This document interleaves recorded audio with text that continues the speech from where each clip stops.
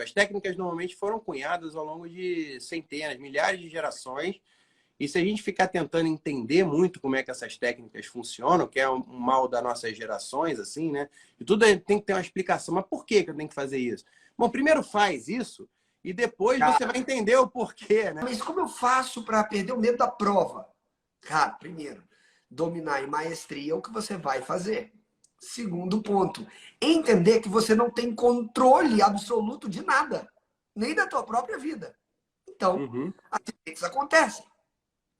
E se eu levo minha vida em torno do acidente, eu não faço mais nada. O tímido, muitas vezes, ele fica dentro desse contexto, né? Ele fica paralisado pela crítica externa e a crítica interna. Essas estruturas de defesa e de potencialização de energia que a gente cria no nosso dia a dia, elas são testadas. E na hora que a gente é testado, é que quer dizer realmente se a gente está rompendo isso ou não.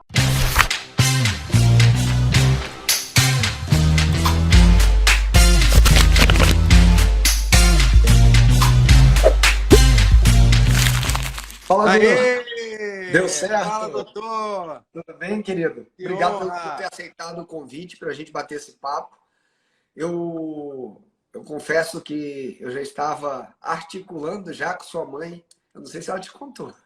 Sim, já está marcado, né? Então, Estou aqui na casa dela, inclusive.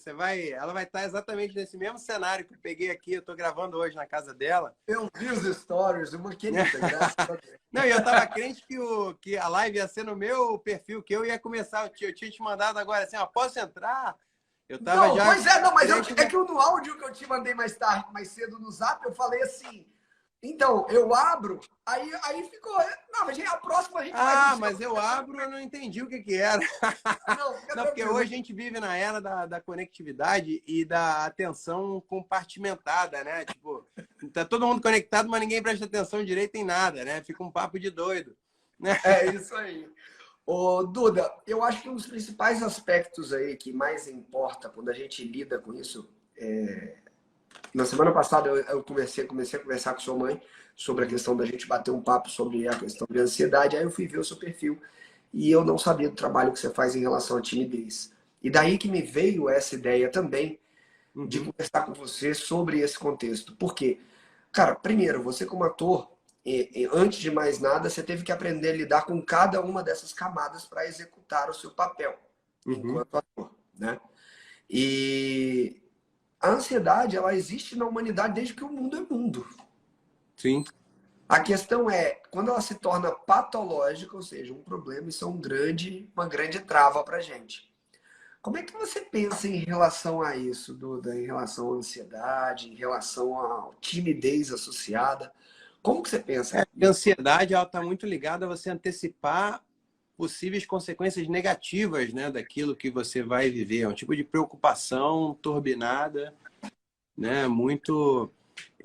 Você sofre por antecedência e você acaba projetando um monte de possíveis problemas que vão acontecer, e aí você vai entrando naquele círculo vicioso, né? Assim como a timidez também é uma coisa normal, todo mundo tem um pouco, mas a partir do momento que você passa de um nível, né, isso vira uma coisa patológica, problemática, e você é forçado a agir com preparação. Eu acho que você pode... Eu aprendi isso baseado nos exercícios das técnicas de consciência corporal, de leitura em voz alta, de dicção, essas coisas de fonoaudiologia, misturado com o próprio ensaiar de textos decorados, né, que é o que a gente faz basicamente com o teatro.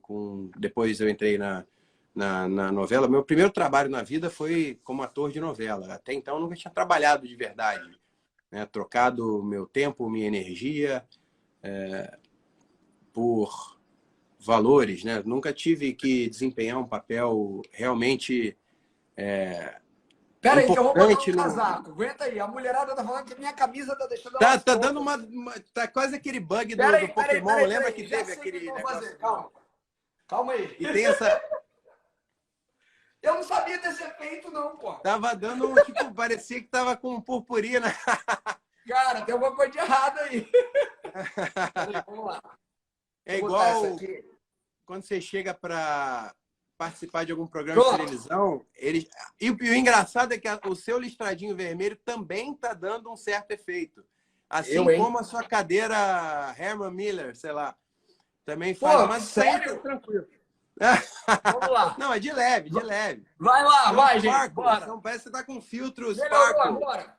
É porque você tem uma energia tão forte, cara, que brilha, entendeu? É a sua meditação na cachoeira ali te deu um ki, uma aura. Mas beleza. Mas eu acho que tem tudo. Você poder se preparar, eu acho que a preparação ela é a alma para você ter uma vida mais centrada, mais disciplinada, você poder ajustar os hábitos e ao mesmo tempo se preparar, antecipar, se aprender com os erros e ao mesmo tempo com a técnica, porque é muito engraçado como a técnica ela tem um poder mágico. As técnicas normalmente foram cunhadas ao longo de centenas, milhares de gerações. E se a gente ficar tentando entender muito como é que essas técnicas funcionam, que é um mal das nossas gerações, assim, né? E tudo tem que ter uma explicação. Mas por que eu tenho que fazer isso? Bom, primeiro faz isso e depois você vai entender o porquê, né? Que tem essas técnicas. Isso é brilhante, Duda.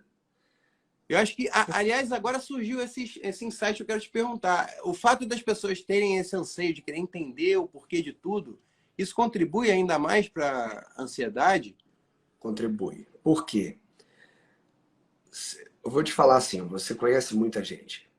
A maioria dos procrastinadores, eles são acumuladores de informação e péssimos executores.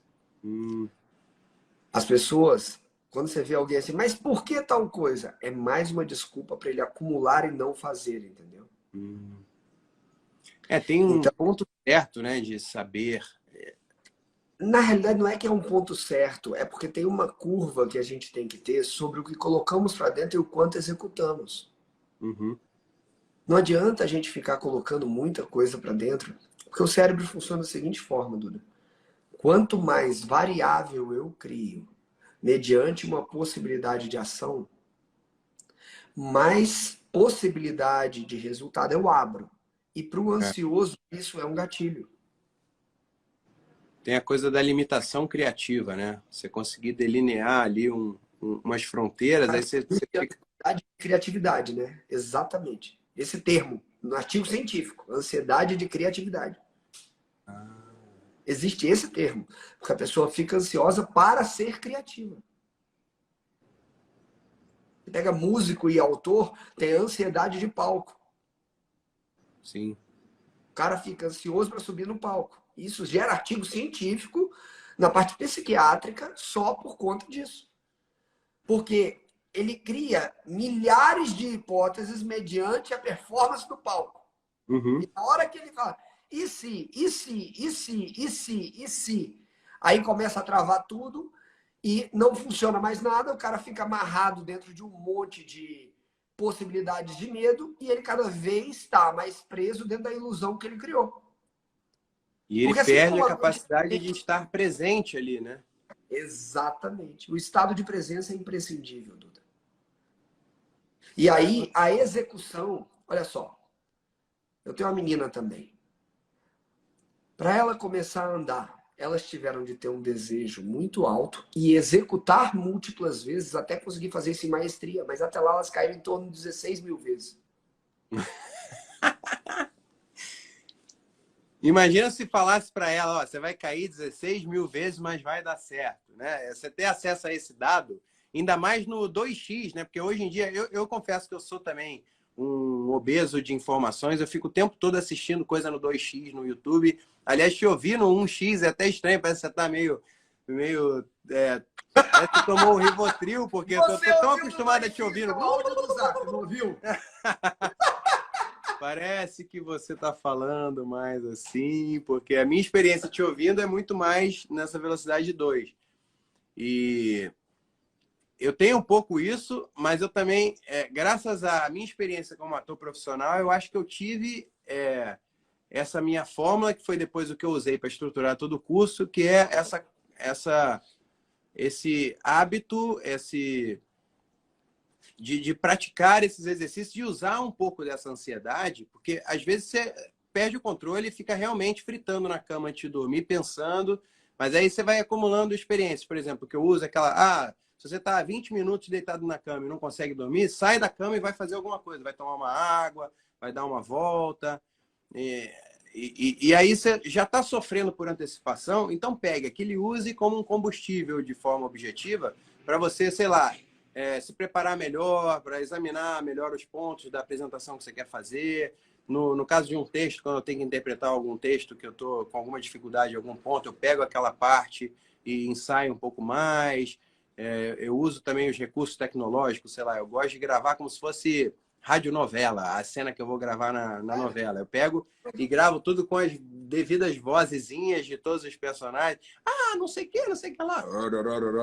Aí eu gravo a minha também e gravo as rubricas, que são as explicações do contexto da cena, né?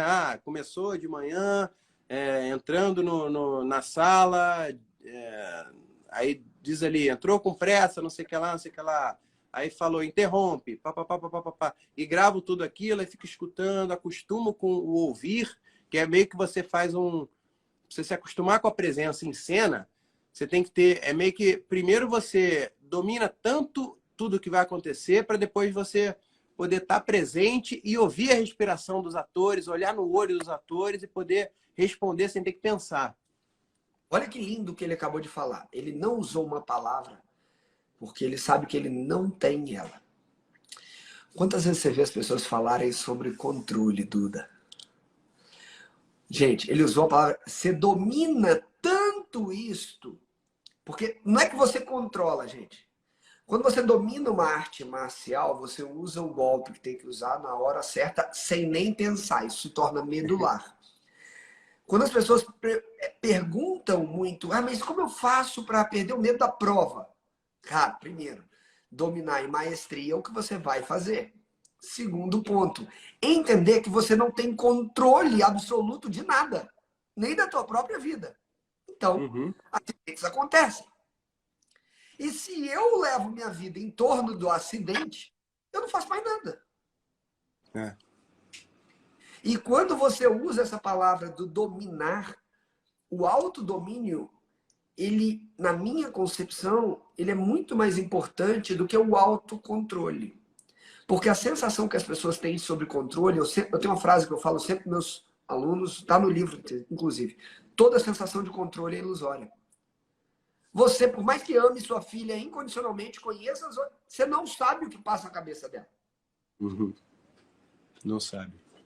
A gente não sabe isso no dia a dia. Então, quando a gente fala em como eu confronto, nós temos dois tipos de enfrentamentos, tá? Normalmente, uma pessoa, mediante uma situação, ela é dominada pelo medo e paralisa e vai em fuga, ou ela é ativada pela esperança e segue em frente. Ou ela luta ou ela foge. E aí, como a gente tinha falado, o tímido, dependendo de como for, ele vai responder de algumas maneiras, principalmente se a gente pegar os traços de caráter, se a gente pegar os tipos de personalidade que existe. Como é que você aprendeu temperamento? Como é que você aprendeu a lidar com tudo isso, Duda, além da prática, tá? Por favor. Eu comecei a estudar teatro exatamente como uma atividade extracurricular, porque eu morria de vergonha de apresentar meus projetos na faculdade, na frente da turma toda. Eu estava vendo que eu estava ingressando no mercado e que daqui a pouco, aquilo que eu estava vivendo na faculdade não era nem... era uma parte pequena do desafio que eu ia enfrentar. E eu lembro que eu peguei um papel aqui para mostrar de exemplo. Eu ficava na frente da turma sentindo o papel tremendo e o negócio me deixava muito mais nervoso. Eu começava a suar, começava a voz espalhando. E vendo tua mãe com o histórico que ela tinha, né? Ainda teve isso. Eu cresci vendo a minha mãe nos estúdios apresentando telejornal ao vivo. Então, eu sempre fui muito acostumado com aquele ambiente de estúdio. Eu sabia mais ou menos como era a pessoa ter essa consciência, esse poder de se colocar presente. TV ao vivo é uma coisa muito... o que a gente está fazendo aqui não deixa de ser uma evolução da TV ao vivo, né? Que é o que você fala na vida real, palavra não volta atrás, né? É igual você... Tem aquela história, é como se você estivesse picando papelzinho no 20º andar de um prédio, você joga. Quando você solta uma palavra, é como você jogar um monte de papelzinho. Você nunca vai conseguir pegar de volta aquilo, né? Então você tem que ter uma serenidade, uma paz para funcionar de uma forma muito natural quando você está nessas situações assim. E eu via que eu estava tendo dificuldades, também estava... Você começa a transição de vida, porque é muito difícil você mudar de arquétipos, né? Então, por exemplo, eu estava acostumado com o fato de ser estudante. Aí, quando você vai para a faculdade, você está se preparando para virar uma outra coisa que você não sabe ainda, né? Então, a novidade te deixa muito a flor da pele, você está ali evoluindo e crescer dói, né? Sempre que você está crescendo, aprendendo uma coisa, você tem essa coisa da jornada do herói, né? Você tem aquela coisa de fugir ao chamado, você não quer ir, aí a situação meio que te empurra, aí você chega naquele limiar, você decide se você vai enfrentar ou se você vai amarelar. E tem essa coisa do tímido, quando ele entra nessa espiral. Até tava falando agora com o pessoal aqui do livro do Malcolm Gladwell, daquele Fora de Série, você conhece? Que ele coloca da exponencialidade das situações. Por exemplo, ele cita aquele famoso estudo dos violinistas, né? Que viu como é que alguns violinistas chegaram à excelência e outros ficaram muito bons e outros bons. Aí ele falou, os que alcançaram a excelência chegaram nas 10.000 horas de boas práticas mais cedo. Só que a partir do momento que o violinista começa a se destacar, ele é convidado a tocar numa orquestra muito melhor e tem que praticar muito mais. E ele vai ter mais horas de prática na presença de bons músicos. Então ele vai praticar cada vez mais e com o tímido rola o círculo vicioso ali, que ele vai ficar incomodado de se expor, aí ele vai fugir de todas as situações, ele vai evitar contato. E quanto mais ele evita, menos ele é chamado para participar e mais ele se acostuma com aquilo, ele vai ficando... E aí ele vai ficando cada vez, tendo menos oportunidade para se expor e ele vai ficando cada vez mais atrofiado, né? E tem um aspecto que é importante aí que você trouxe. Para! Você quer saber como perder a timidez no ambiente de trabalho, para você ficar mais cara de pau, mais confiante no seu ambiente de trabalho, conseguir emplacar melhor as suas ideias? Se inscreve na série Timidez Sob Controle, que tá aqui no link na descrição, e vambora! E tem um aspecto que é importante aí que você trouxe. E as pessoas normalmente perdem esse timing, né? Existe também, quando a gente pega aí os temperamentos, o colérico, o sanguíneo, o fleumático, o melancólico, quando a gente pensa em como cada um deles vai responder à ansiedade, é completamente diferente. Quando a gente fala como cada um deles responde mediante a timidez, é completamente diferente. E você trouxe uma palavra bem importante, cara, a mudança de arquétipo. Você sabe que no final das contas, todos nós temos todos os arquétipos, né? Independente do que a gente estude. Mas o arquétipo preponderante, tá? O arquétipo, gente, ele vem do contexto de estruturas que são antigas e que demonstram uma característica da nossa vida, tá? Então, Jung fez algumas, outros fizeram outras e por aí vai. A humanidade adora criar rótulos. E rótulos a gente se acha, entendeu? Então, assim, o momento que... Você falou uma coisa que é importante que o Malcolm fala também, e tem um aspecto. Eles pegaram um violinista, esqueci agora o nome, com Stradivarius, botaram ele no metrô dos Estados Unidos, tocando, e ele ganhou $3 ou $10, alguma coisa assim. Na mesma noite ele foi tocar no local mais caro de Nova York, que a entrada era milhares de dólares. E aí falou o seguinte, não adianta você estar também no ambiente falando para quem não tem ouvidos para te ouvir. E o tímido, ele tende a achar que é tudo culpa dele. Como ele está preso nesse transe, ele está olhando para dentro dele, qualquer coisa que acontece, ele acha que é culpa dele. Né? Ele perde a noção de enxergar a situação completa, né? A engrenagem da vida como um todo ali. E aí ele tende a se travar porque o reforço negativo que ele teve com muitas pessoas foi muito complexo. Ele teve um reforço negativo pela timidez dele, interno e externo. Eram os coleguinhas rindo na hora que ele foi ler. Cara, criança é cruel, né? Criança é cruel. Criança não perdoa. Na hora que viu, tá todo mundo rindo sem maldade. Mas para quem está recebendo, cara, é uma punhalada. Eu já tive mentorando os meus, Duda, que ela não falava porque ela achava que a voz dela era de gralha por conta do colégio. Uhum. E ela tinha uma voz linda, a gente botou ela para cantar e aí funcionou. Mas ela só lembrou que isso foi no colégio quando ela estava aos prantos confrontando o medo dela. Olha que louco. A loucura, né?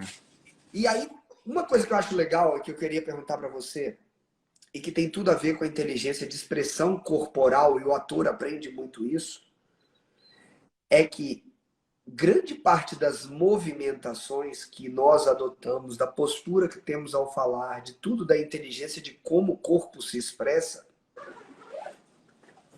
vai determinar muitos dos pensamentos e sentimentos que a gente tem. Como é que você vê isso em relação à timidez? Eu acho que em relação ao trabalho de ator, uma coisa que eu uso muito, e eu puxei isso para o meu método também, né, de treinar as pessoas, que é o seguinte, às vezes você tem que, por exemplo, eu fiz um personagem recente que era um comandante militar israelita, 200 antes de Cristo, e eu tinha pouco tempo para me preparar, comecei a fazer aulas de luta com espadas, com bastões e facas. Então, ou seja, o meu personagem, o Jotan, ele tinha uma capacidade militar e marcial muito acima da minha. Ao mesmo tempo, eu sabia que no dia X eu ia ter que performar, fazer cenas com coreografias de luta, contando aquela história daquele personagem da melhor forma possível, sem quebrar o encanto ali do espectador que está querendo ver uma cena de ação na novela. Então, ao mesmo tempo, eu tinha que ir preparando o terreno e pegando o máximo possível das técnicas para eu poder usar na cena e, ao mesmo tempo, construindo todo o código de valores do personagem, a forma que ele funcionava, porque tudo isso está muito ligado, né? A forma que ele encara as coisas, quando ele está ali treinando os homens dele, aquele momento clássico do capitão treinando todos os recrutas ali, né? Tem uma dureza que para a pessoa normal vai ver aquilo, nossa, mas como ele é bruto, mas ele tem que ser bruto porque ele está ali simbolizando a guerra, né? Ele está ali, e ao mesmo tempo eu sei que eu estou ali, ridículo, com uma espada de espuma, fazendo um ensaio no começo do processo de preparação. Então eu tenho que fazer aquilo, é aquela coisa meio fake till you make it, né? Você tem que fazer o poker face ali, tem que fingir que você está fazendo da melhor forma possível e desprezar um pouco a realidade, confiando, tendo fé que você vai alcançar uma certa excelência no futuro próximo. E, ao mesmo tempo, você vai construindo a parte da base, de quem é esse personagem, como é que ele funciona, e tomando propriedade do texto, das marcações de texto, dos gestos, de como os atores vão interagir, dialogar. E aí, depois, a coisa vai se encaixando, sabe? Primeiro você vai em duas frentes, depois as coisas vão se encaixando naturalmente, como se fossem raízes e galhos, sabe? Branches, assim, de... A coisa toma forma por si só, né? Vamos jogar dessa maneira. E uma pergunta, Duda, dentro disso. Quando a gente pensa sobre o aspecto da própria encenação, que é o que você coloca em prática, todo dia cada um tem um personagem aqui dentro. Uhum. Nós vivemos vários personagens. A questão é que as pessoas não têm ciência nem consciência disso. E o Juliano, que está aqui, que está conversando, é o Juliano, Dr. Juliano. Uhum. Quando você vê um Reels que a minha mulher gravou, é o marido Juliano. É o pai Juliano. Que é bobo, que é brincalhão dentro de todos os aspectos. Mas um médico não pode ser bobo e brincalhão o tempo todo, senão ninguém dá credibilidade ao que eu estou falando. Sim. Então, existe um aspecto muito importante nessa questão dos personagens, que é você se esvaziar de você para entrar no personagem. Qual o principal exercício para você baixar a autocrítica e executar? Não é baixar plenamente. A autocrítica também ela é importante para você ter um processo de melhora contínua. Mas não impedir que ela seja tão alta que gere a paralisação da sua execução. Qual o procedimento que você mais faz? Porque o tímido, muitas vezes, ele fica dentro desse contexto, né? ele fica paralisado pela crítica externa e a crítica interna. Como você rompe isso no dia a dia dentro do que você faz? Eu acho que tem essa coisa da trabalhar em várias frentes, né? Eu costumo falar aqui para os meus alunos que tem a preparação perene, que é a coisa que você vai fazer eternamente para se fortalecer, fortalecer as ferramentas da linguagem, para você falar melhor, ler melhor, tomar mais propriedade da sua máquina, né? da fala. Você vai treinando também a sua memória de trabalho para a linguagem, para essa parte do QI verbal, dessa coisa toda da comunicação. E, ao mesmo tempo, também você vai fazendo preparações específicas para você performar em determinadas situações. E, naturalmente, essa força, essa confiança, ela vem como um subproduto. Eu acho que o grande perigo é quando as pessoas querem buscar o resultado final. É igual aquela coisa da felicidade. Se você buscar ser feliz, você nunca vai ser feliz. Você tem que buscar coisas que vão te realizar de uma forma que a felicidade vai vir como consequência. É a mesma coisa com essa parte da confiança, da preparação. Então, se você, basicamente, fizer a sua parte, porque não vai ser, é igual aquele cara que vira à noite estudando para a prova e não estudou nada nos últimos meses. É humanamente impossível ele conseguir decorar tudo, deixar tudo na memória de trabalho para poder usar ali. Não é só a memória de trabalho que ele vai usar na hora que ele vai fazer uma prova, muito pelo contrário.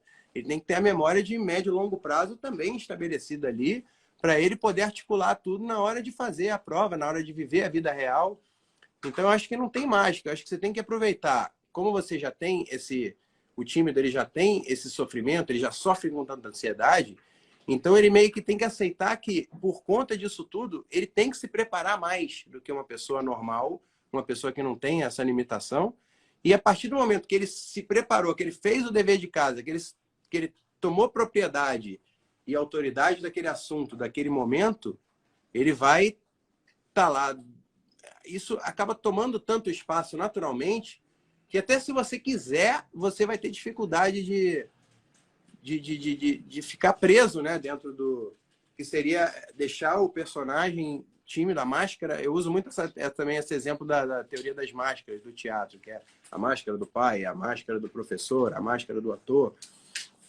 Então ele vai ter dificuldade exatamente porque ele tem tanta coisa ali sedimentada dentro dele para performar na situação que ele vai ter menos espaço para que tome controle. Mas claro que pode acontecer, né? Mas aí, ao mesmo tempo, ele vai, com a vida real, ele vai acumulando horas de boas práticas, assim. Ele vai quebrando a cara, vai ficando mais casca grossa naturalmente. Porque é natural a pessoa ir perdendo a timidez. Até quem é muito tímido na adolescência, no início da idade adulta, com a vida profissional, o profissional, ele, diferente do amador, ele tem que resolver problemas todo dia e ele vai criando casca. Ele vai com o pai também. O pai ele pode começar tímido, mas são tantos problemas que vão acontecer no meio da madrugada, sua filha tem febre, você tem que ligar para o médico, então tem que interagir com a hora que a necessidade sogra, com a sua esposa.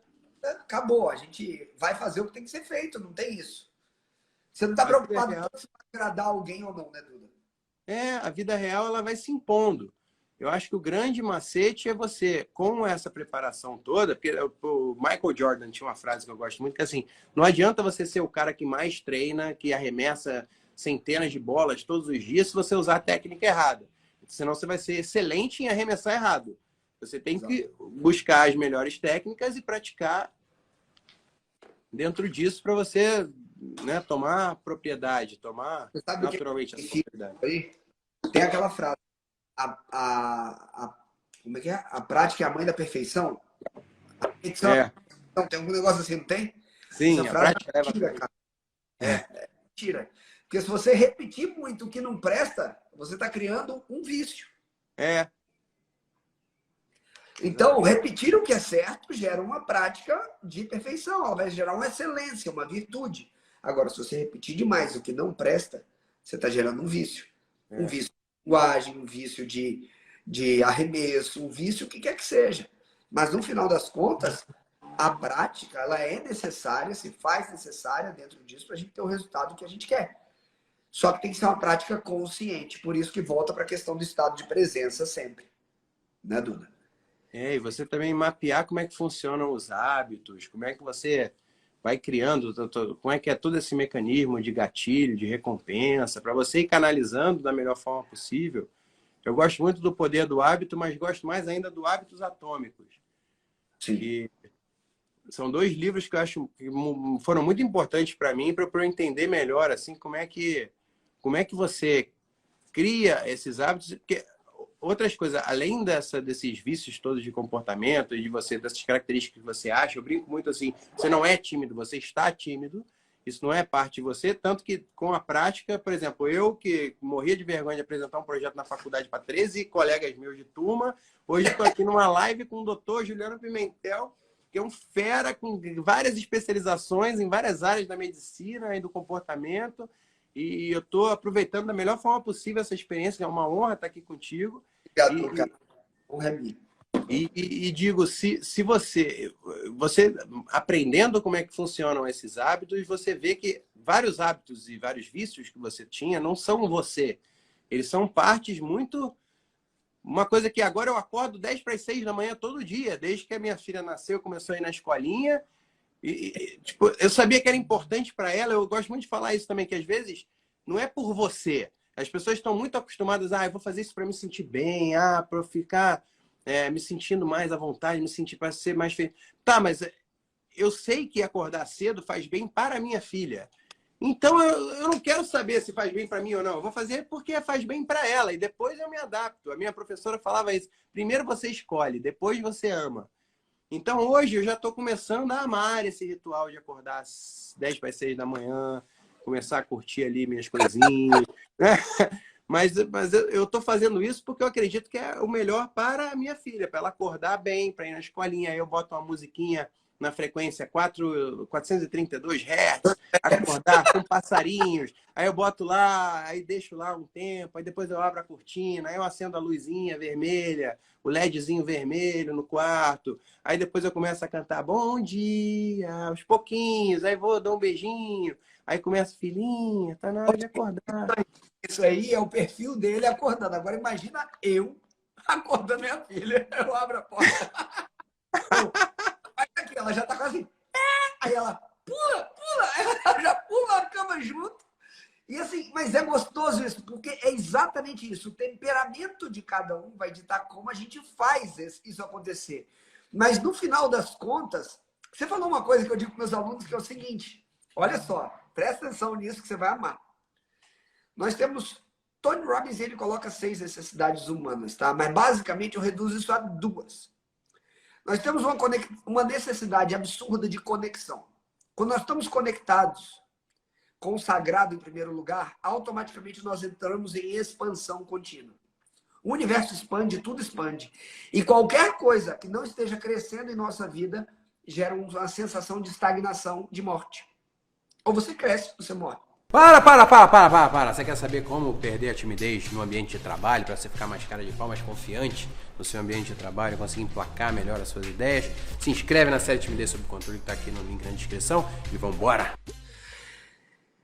Partindo desses 2 pressupostos, quando eu estou conectado e expandindo, eu sempre estou servindo.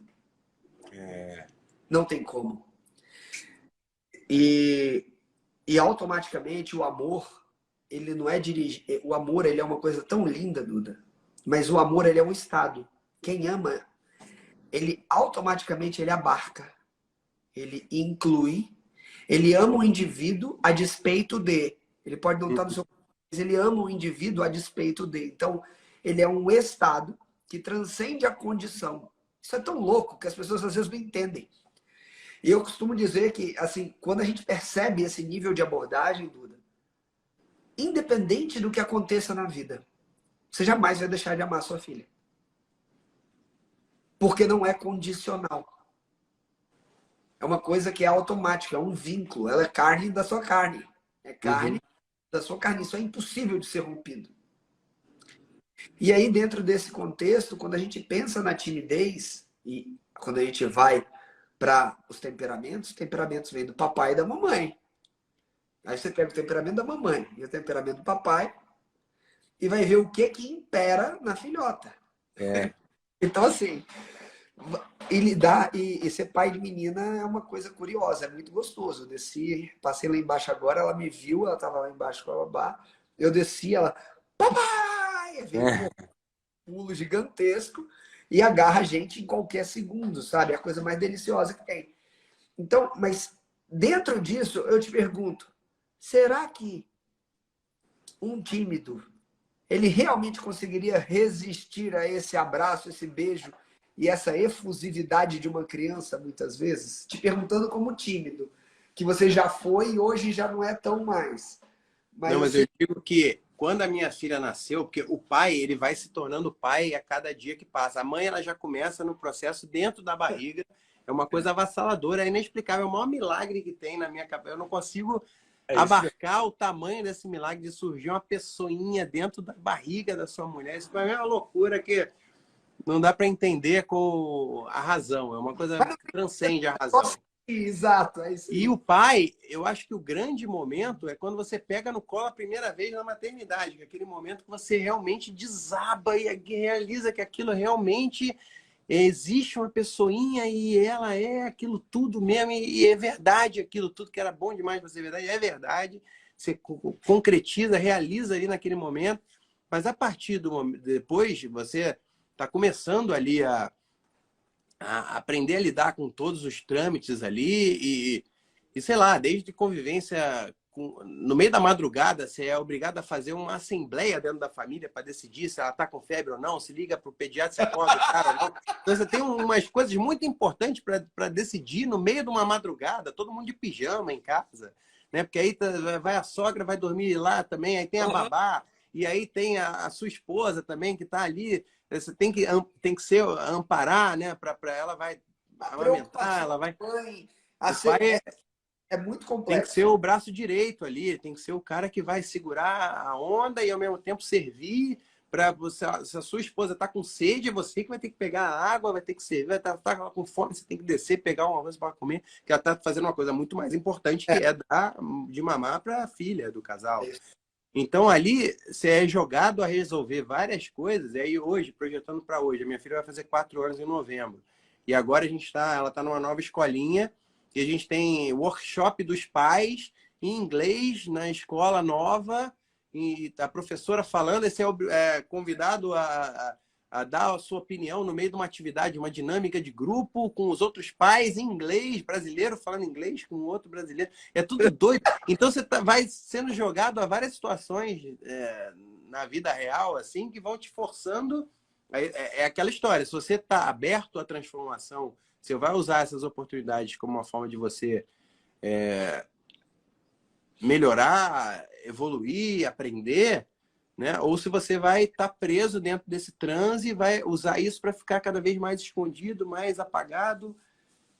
São oportunidades que você tem e você vai escolhendo e ao mesmo tempo vai vivendo para ver como você vai aproveitar essas oportunidades, né? Eu acho que a paternidade traz isso, assim como a vida profissional te coloca o tempo todo em desafios, em níveis cada vez mais...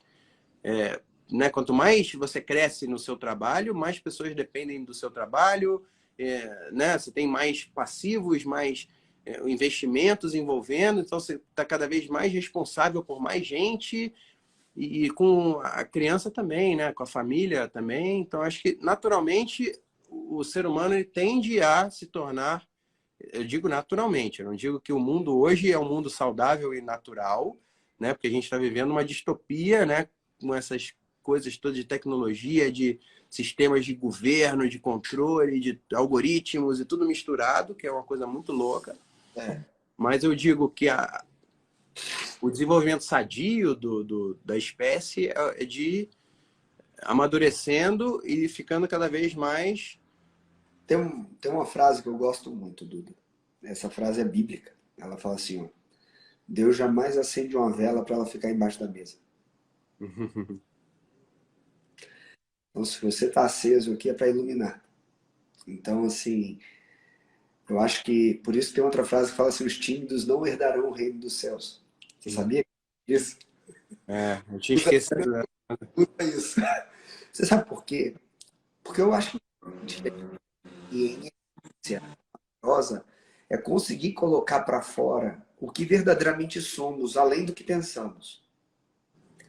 Quando você é chamado a ser pai, é isso que acontece. Você manifesta aquilo que você verdadeiramente é, independente do que você pensa. A realidade está ali. E aí, dentro disso, a experiência começa a aumentar cada vez mais. E quando a gente pensa e coloca isso em prática num mundo altamente conectado como a gente está hoje, que é uma realidade, e eu acho que não vai mudar, só tende a piorar. Eu não sei no colégio da tua filha, mas no colégio da minha, não tem nada eletrônico lá dentro, por hora.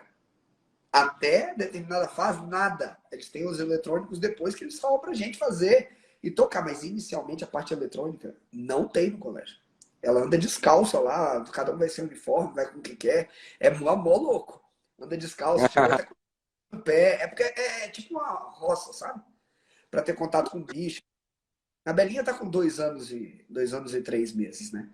Então, é bem específico isso. Mas a questão da tecnologia, ela tende a gerar uma falsa realidade de que você talvez esteja descolado, de que você talvez... É igual a sensação do vidro do carro. De dentro do carro você briga com todo mundo. Saiu do carro, todo mundo é cordeiro.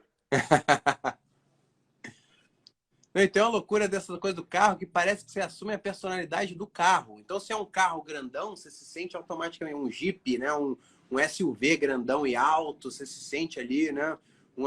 E aí, quando você é um carro menor, você fica se sentindo mais... É uma coisa doida, né?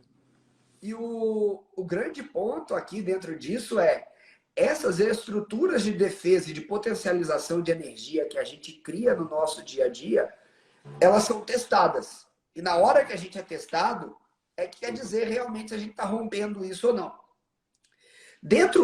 Se eu falasse assim, Duda, qual a principal base do seu curso para tímidos hoje? A principal base que você tem para a ruptura da timidez com as pessoas que vivem presas dentro desse ciclo e sofrendo hoje com isso?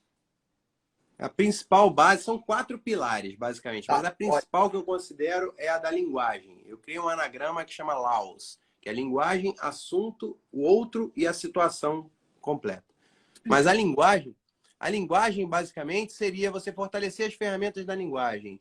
Gira em torno da leitura em voz alta, você fazer trava-línguas, fazer exercício de dicção e acostumar com a sua voz, primeiro em ambientes controlados, tipo o seu quarto, porque eu lembro quando eu comecei a praticar esses exercícios, eu tinha vergonha só de imaginar que alguém podia passar na porta do meu quarto, mesmo a porta fechada, e escutar que eu estava praticando.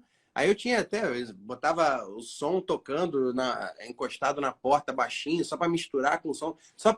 Só de imaginar que alguém... Eu comecei a fazer aula de teatro, era segredo, ninguém sabia. Só minha mãe, meu pai, minha namorada e meus 2 melhores amigos. E ó, eu exigi um pacto, tipo, uma aliança para você. Não fala para ninguém, jura que você não vai falar para ninguém. O tamanho era a vergonha que eu tinha só de imaginar. Mas por que fazer aula de teatro? O cara quer virar ator? E eu nem queria na época. E aí, enfim, aí com essa prática, você vai executando, porque eu brinco assim, o texto, ele é como se fosse uma partitura musical. O jeito que ele foi escrito, ele tem que ser respeitado. Primeiro, porque aquele texto foi escrito por um autor, você tem que respeitar aquele autor, respeitar o que ele construiu ali na figura do texto, com o raciocínio que ele foi. E eu falo para a pessoa escolher um texto que ela tenha curiosidade sincera, porque aí vai ser um imã natural no assunto, porque a curiosidade sincera vai se magnetizar com o teor do texto ali, com a base central, o assunto principal do texto. Então vai ajudar a pessoa a se distrair menos com os seus pensamentos, as suas impressões sobre a sua performance, o seu estado emocional, que são coisas que eu não quero que ela se preocupe nesse primeiro momento, principalmente. E aí depois a pontuação, o jeito que ele foi escrito, você tem que respeitar ao máximo. Você não pode sair respirando em qualquer lugar. Você só respira em ponto final, ponto de interrogação, de exclamação. E a partir dessas práticas, a pessoa vai, primeiro, acostumando com a própria voz, se acostumando com a boa performance e depois vou acrescentando. Tudo tem iniciante, intermediário e avançado. São estágios. De todos os exercícios eu coloco esses estágios assim para ir facilitando exatamente para a pessoa não dar um passo maior que a perna e se frustrar demais e acabar abandonando o treinamento. Das minhas expressões de timidez é ler. Porque eu engulo um monte de palavras. Eu tenho muita vergonha de escrever na frente de pessoas, principalmente escrever à mão. Porque hoje em dia eu uso muito o corretor automático, eu escrevo muito com os 2 dedos, com o teclado eu escrevo muito pior do que com o próprio celular. Então, quando eu quero escrever uma coisa séria, eu vou escrever no celular. Eu uso caderno de papel e tal para escrever ponto-chave de alguma coisa, algumas anotações, estruturar um pensamento, fazer um mapa mental e tal. Mas eu funciono muito mais para escrever textos longos com o celular e com os 2 polegares e com o corretor automático. Você sabe como eu faço? Como? Eu ligo o microfone, abro o Word e começo. Assim que eu escrevo os livros. Senão não vai, cara. Eu faço assim com a Natasha, minha assessora de imprensa. Eu respondo as entrevistas todas por áudio e aí ela vai lá e tá. Mas eu ainda não confio tanto nesse ditado eletrônico. Eu vou testar para ver se realmente... Eu faço ele no Word, mas aí você tem que falar vírgula, ponto final. Você dita tudo, entendeu? Sim. E aí você vai contando. E aí dentro disso, é assim que eu faço. Por exemplo, eu escrever coisa do doutorado, é assim que eu faço. Senão, esquece, não sai. Não sai livro, não sai nada. Mas dentro desse contexto inteiro que a gente está vendo aqui, a gente falou de um aspecto da... A timidez também traz pontos positivos, cara. A timidez, quando eu digo assim, ela não seria a timidez de ser positiva, mas a introspectividade que está associada à timidez ter pontos positivos. O cara, quando ele é mais introspectivo, a pessoa quando é mais introspectiva, o extrovertido também pode ser tímido. Uhum. Mas o cara introspectivo associado à timidez, ele consegue ter uma validação nos momentos maiores de análise, com maior nível de reflexão do que outras pessoas. São pessoas que não ficam tão carentes emocionais em alguns contextos. Elas conseguem por si só, por ele já não ter muita gente ao redor dele o tempo todo, é uma pessoa que aprende a lidar melhor com sua própria companhia. Com livros. Não é todo mundo, mas grande parte também consegue fazer isso. Se você pega a biografia de Bill Gates, por exemplo, cara, o pessoal pensava que ele era um alien dentro de casa. O bicho era tido como doido dentro de casa. Ele não saía dos quadros por causa dos livros. Entendeu? Então, assim... Ele era visto nas praças lendo balanço de empresas. Tipo, umas coisas nada a ver, não era nem um livro estruturado. Era lendo balanço de empresa. Eram umas coisas muito doidas. Então, eu acho que o principal aspecto aí é quebrar esse estigma que o pessoal tem sobre as coisas, sobre as opiniões. E entender, tem uma coisa que eu falo para todos os meus alunos. O meu passado não define quem eu sou nem quem os outros são. Porque é exatamente isso. Tudo que você foi até hoje te traz até determinado ponto de uma existência, mas não define o resultado daquilo. Enquanto a gente tem a potência para exercer o nosso livre-arbítrio de forma completa, a gente consegue virar esse caminho. Mas para você chegar a ser o ator que é, para você chegar a ser o empresário que é, para coordenar as coisas como coordena, você teve que ter um enfrentamento constante mediante as limitações que você pensava que tinha. Sim. Sem falar que o talento pode ser uma maldição horrível também, né? Que é aquela coisa de, tá tranquilo, chegando lá, pô, eu me viro. Né? E é horrível isso também, porque você pode te deixar numa ilusão e você pode agir muito aquém da sua capacidade exatamente por o excesso de confiança. Né? E muita gente fala assim, mas fulano é gênio, é brilhante. Genialidade sem disciplina não é nada. Deixa eu te fazer uma pergunta, porque eu quero ver o que você pensa disso. Diga. Vai ser interessante isso aqui. Vamos lá. Você se considera uma pessoa astuta, sagaz, rápida, de tira-teima? Se fosse um pinga-fogo da vida, você conseguiria responder rápido?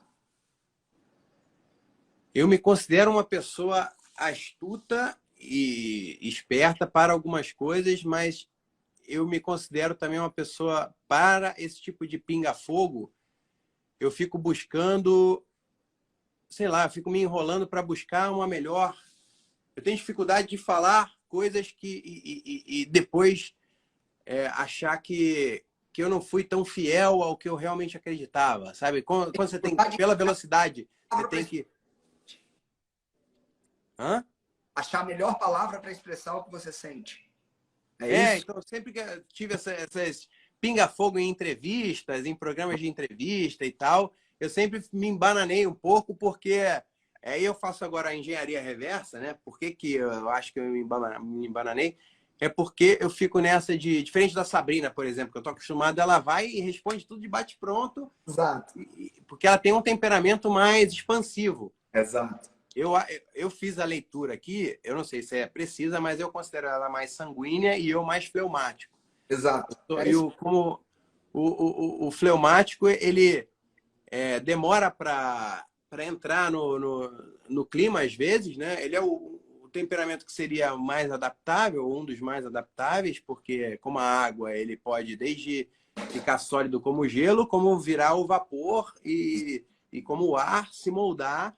Mas é uma coisa que, assim, tipo, do nada, eu recebo uma notícia muito forte, aí eu fico com uma sensação de, será que é verdade? Já uma pessoa com temperamento mais sanguíneo, colérico, já tende a responder na hora, né? Não, mas isso é um absurdo. Eu, calma, não sei nem se é verdade. Né? E quando eu vejo, aí daqui a pouco, quando eu vejo, eu tô ali também. Já tá então, acho que pro pinga-fogo depende. Às vezes, quando eu tô muito acelerado, eu vou bem, mas quando eu tô mais tranquilo, eu empaco. Olha que louco. Pra gente marrar aqui, também não tomar muito seu tempo, depois a gente marca uma outra live se você quiser, sem problema nenhum. Para! Você quer saber como perder a timidez no ambiente de trabalho, para você ficar mais cara de pau, mais confiante no seu ambiente de trabalho, conseguir emplacar melhor as suas ideias? Se inscreve na série Timidez Sob Controle, que está aqui no link na descrição, e vambora! Porque hoje, se eu tenho uma ferramenta, eu quero que essa ferramenta opere da melhor maneira possível. Existe uma linha de raciocínio, provavelmente criada por um melancólico, fleumático, que acredita que a velocidade ser muito rápida de pensamento é um problema. O ponto não é a velocidade de resposta ou a velocidade do pensamento, mas como você conduz esse aumento de velocidade. Uma pessoa que tem TDAH, eu tenho, a gente consegue acelerar mais rápido. Às vezes, inclusive, desculpa, quando eu às vezes interrompi você no meio da fala, é que às vezes quando eu vi já saiu. Eu já me policio isso há 40 anos, irmão. Tô melhorando. Mas assim,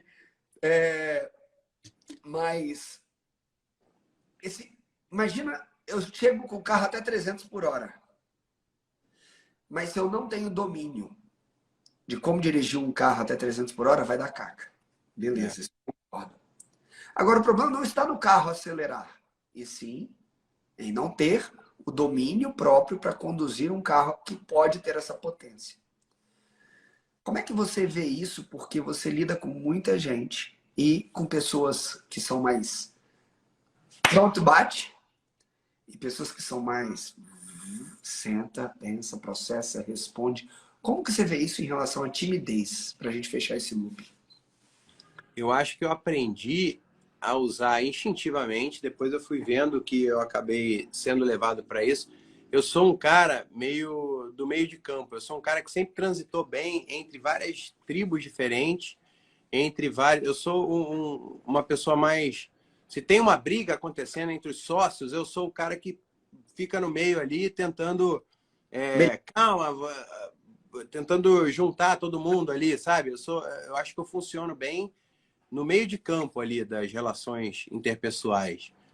Eu acho que por conta do meu temperamento, e acho também que por conta da timidez eu acabei ficando, que na época, hoje eu me considero até ambivertido, porque por conta da minha profissão, a profissão que eu escolhi, foi uma profissão que me colocou em várias situações de exposição o tempo todo, desde que eu comecei a trabalhar como ator de novela, com 20 anos de idade.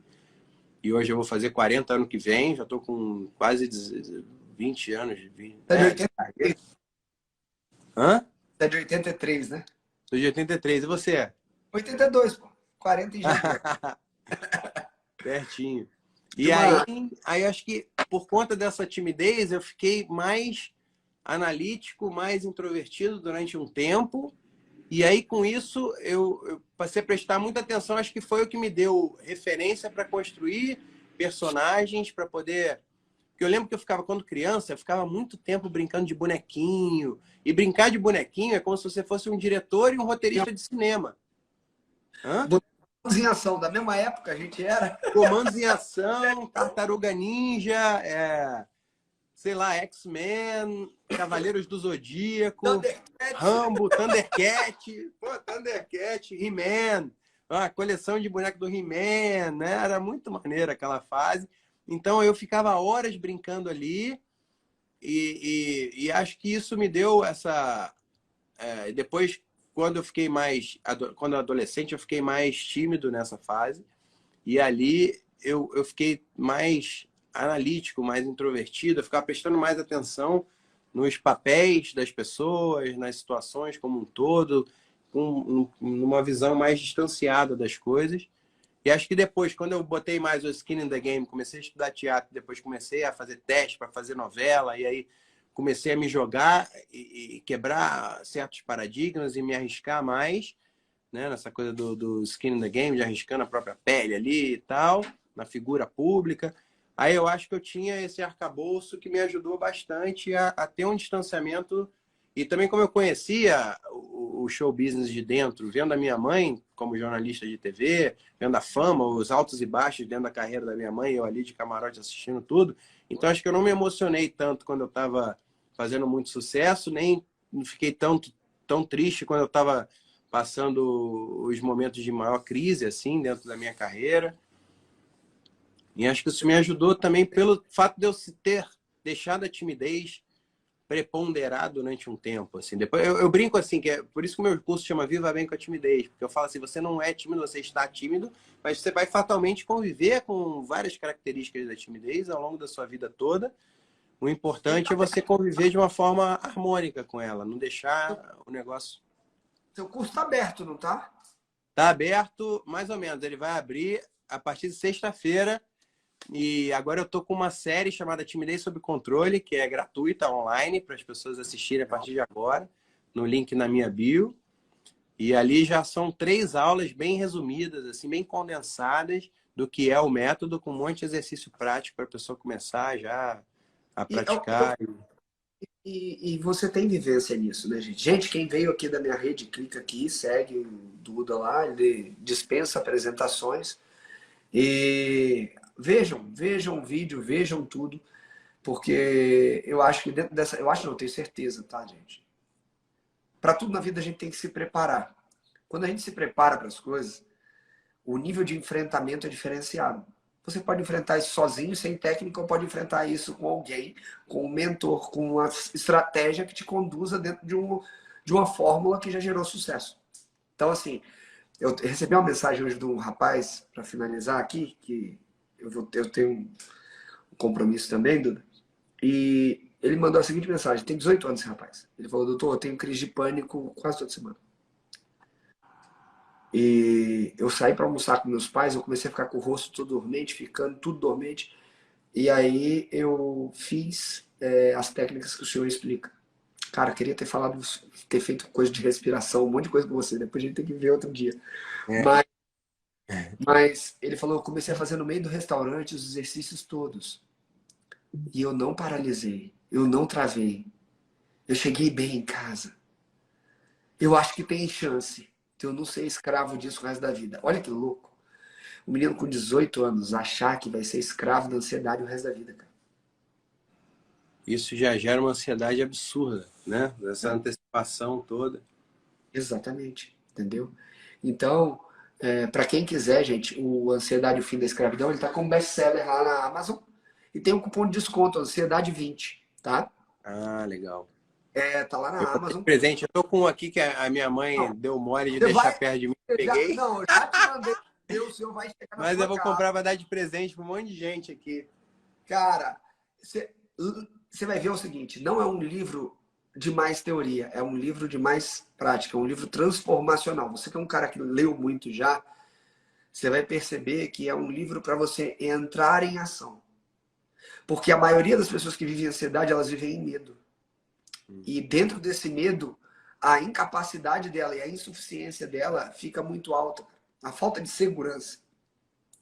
Então, são pequenas atitudes, ele vai conseguir começar a ter o autogoverno e esse autodomínio, sabe, Duda? Mas eu vejo a respiração como algo fundamental dentro disso. E são técnicas que podem ajudar. E ali dentro eu coloquei quase todas. Botei uma tabelinha que vai ser melhorada depois na próxima edição, que ficou pequenininha nesse. Mas foi feito com muito amor e carinho o livro todo. Duda, obrigado mais uma vez por toda a sua disponibilidade, tá? Precisando de mim, conta comigo. Tô aqui, tá? Que bom aí, aproveita, vai curtir a mãe, que você tá aí em casa com ela. Vai curtir a sua mãe. E obrigado mais uma vez, tá? Por esse bate-papo, por essa conversa. Depois eu baixo. Se você quiser já baixar a live também, ou for usar também, pode pegar, não tem problema nenhum. Ah, maravilha. Já ia fazer. Eu te convidei, eu falei, então deve ser no meu. Vamos lá, eu que convidei, vem no meu. Eu tava crente que ia ser no meu, mas tudo bem também. Hoje em dia dá na mesma, né? A gente tá junto aqui, os dois perfis estão marcando ao vivo ali. Mas eu te agradeço muito também, principalmente por ter começado o papo. Eu já te acompanhava há bastante tempo, não sei nem se você sabia disso. Acompanhei todo o drama com a sua esposa também, e vocês foram muito fortes e um grande exemplo para todo mundo. E aprendo muito contigo, eu vejo a sua jornada, eu vejo como você dedica de verdade ali, você está com o coração aberto, passando esse conhecimento todo, e isso não tem preço. Eu acho que hoje em dia a gente tem a internet que oferece as melhores pessoas, as melhores cabeças, as melhores teorias, ao mesmo tempo um monte de abobrinha, um monte de dancinha, um monte de porcaria, né? A mesma coisa no supermercado, né? A gente também não falou nada de alimentação, que eu achei que a gente ia entrar mais para esse lado assim, mas é igual ao supermercado, você chega lá, 90% das coisas é cheio de porcaria, ultraprocessado, cheio de açúcares e corantes e adoçantes e tal.